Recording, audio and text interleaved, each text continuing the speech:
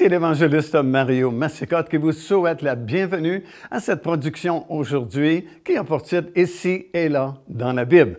Comme vous le savez sans doute, la Bible est un trésor d'information et de révélation et nous avons le privilège d'ouvrir ce coffret, ce coffre de trésors et aller chercher des choses anciennes et des choses nouvelles dans notre trésor qui est la parole de Dieu.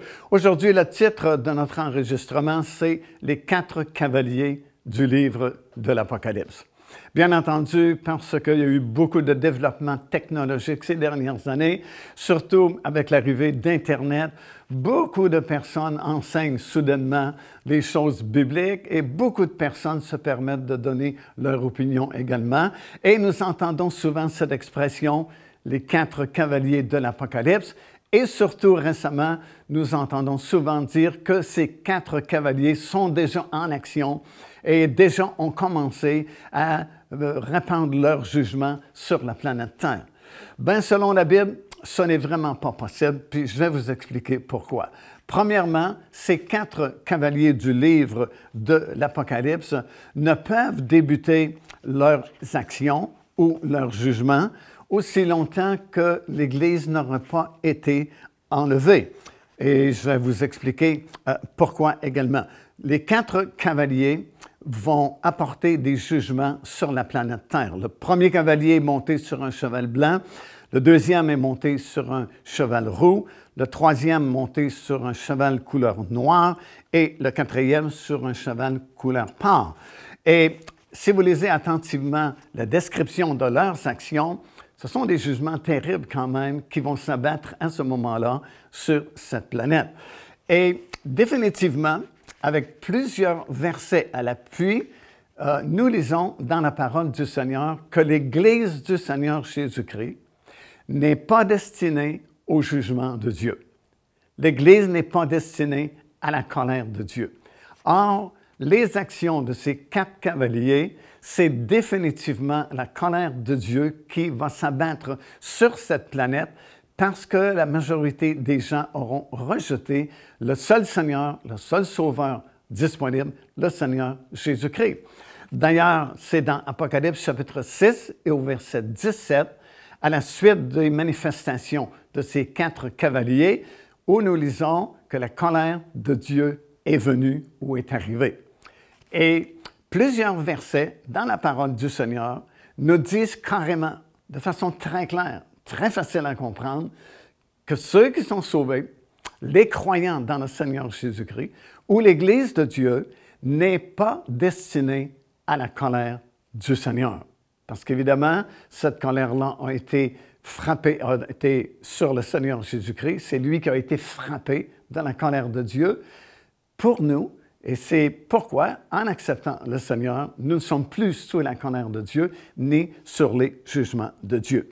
Alors, la Bible affirme, et à plusieurs reprises, que nous ne sommes pas destinés à la colère de Dieu. Alors, écoutez, aussi longtemps que l'Église du Seigneur Jésus-Christ sera sur cette terre, comme elle l'est présentement au moment où on fait cet enregistrement, aucun de ces 4 cavaliers peut être en action parce que pour les raisons que je viens de vous expliquer. Alors, conséquemment, comme je viens de vous dire, aussi longtemps que nous sommes ici, les 4 cavaliers ne peuvent pas agir. Deuxièmement, toutes les prophéties mentionnées dans le livre de l'Apocalypse sont données de façon chronologique. Et nous savons cela parce que c'est le Seigneur Jésus-Christ lui-même qui a fait la division de ce dernier livre de la Bible. Vous savez, le dernier livre de la Bible, qui s'appelle le livre de l'Apocalypse, c'est un livre vraiment particulier, vraiment très spécial, et c'est le seul livre que le Seigneur Jésus-Christ lui-même a signé comme étant l'auteur, celui qui l'a donné, ce livre-là. Et il en a fait la division en 3 parties. Ça, c'est dans Apocalypse chapitre 1 et le verset 19. En disant ceci à Jean, « Écris les choses que tu as vues, les choses qui sont, et les choses qui doivent arriver après elles. » Ce que Jean a vu est décrit pour nous dans le premier chapitre, c'est-à-dire, il a eu cette vision-là, il a été ravi en esprit. Étant sur l'île de Patmos, il était prisonnier politique parce qu'il avait beaucoup témoigné le nom de Jésus et c'était vraiment pas populaire à l'époque à cause de l'Empire romain. Et Jean a été capturé et envoyé sur l'île de Patmos comme un prisonnier politique. Et pendant qu'il était sur cette île, il y a eu cette grande révélation du livre de l'Apocalypse. Il est écrit dans le premier chapitre, ravi en esprit. Et la première vision qu'il a eue, c'est Jésus-Christ ressuscité avec son vêtement de souverain sacrificateur, parce que depuis sa résurrection, il est entré dans ce ministère-là de souverain sacrificateur pour son Église. Alors, la première partie, les choses que tu as vues, sont décrites dans le premier chapitre. Puis, il dit, écris les choses qui sont.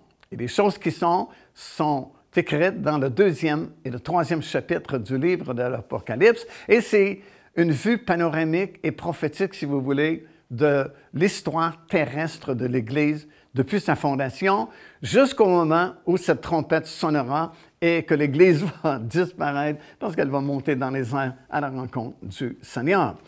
Ça, c'est la deuxième partie, les choses qui sont. Et en fait, au moment où on fait cet enregistrement, nous sommes encore dans les choses qui sont puisque l'Église est encore ici. Et la troisième et dernière et la plus longue partie du livre de l'Apocalypse, tel qu'il a été divisé par Jésus-Christ lui-même, c'est écrit les choses qui doivent arriver après elles, après les choses qui sont. Ça veut donc dire qu'à partir du 4e chapitre, jusqu'à la fin du livre de l'Apocalypse, il n'y a rien présentement de toutes ces choses qui se sont accomplies, parce que ce sont des choses qui doivent arriver après les choses qui sont. Et je viens de vous expliquer que les choses qui sont, c'est l'histoire terrestre de l'Église depuis sa fondation jusqu'au moment de l'enlèvement de l'Église. Donc, c'est impossible que les 4 cavaliers soient en action présentement parce que l'Église est encore ici sur cette terre. Et ce n'est qu'au 6e chapitre de l'Apocalypse que nous lisons l'histoire des 4 cavaliers de l'Apocalypse qui commencent à exercer des jugements sur cette planète. Autrement dit, Dieu utilise ces 4 forces pour débuter ses jugements sur les habitants de cette planète.